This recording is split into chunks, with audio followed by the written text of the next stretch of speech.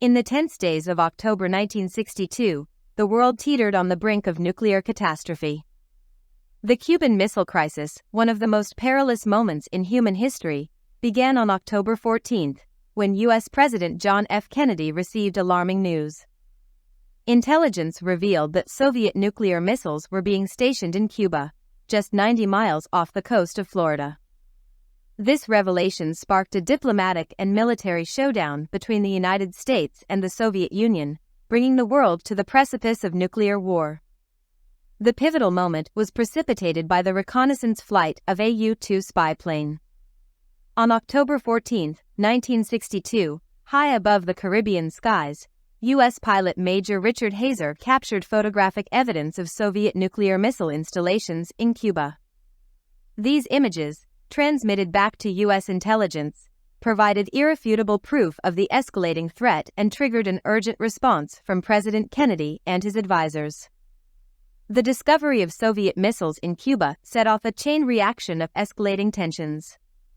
President Kennedy, along with his closest advisors, known as the ExComm, Executive Committee of the National Security Council, deliberated intensely over the appropriate course of action.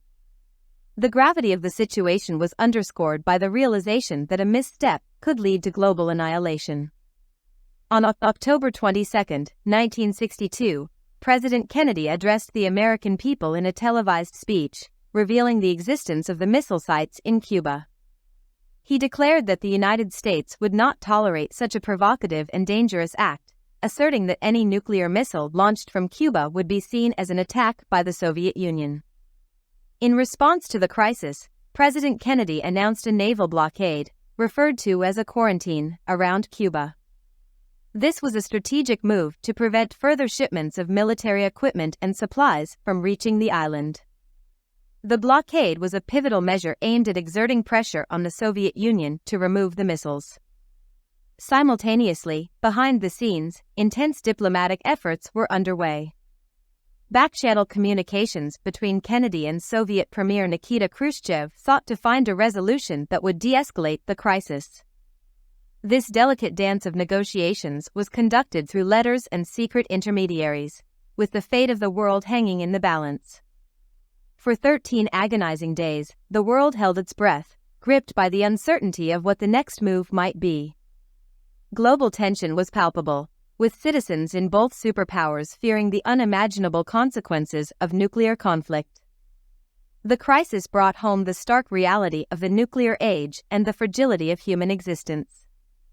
The crisis ultimately reached a turning point through a combination of diplomacy and strategic maneuvering. On October 28, 1962, an agreement was reached. The U.S. pledged not to invade Cuba, and the Soviets agreed to remove their missiles from the island. This delicate compromise averted a nuclear catastrophe and marked a critical moment in Cold War history. The Cuban Missile Crisis remains a testament to the perils of nuclear brinkmanship and the imperative of diplomacy in averting catastrophic conflict.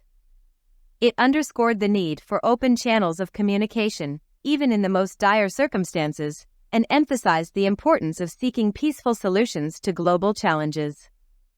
More than half a century later, the Cuban Missile Crisis stands as a sobering reminder of the capacity for human beings to chart their own destruction.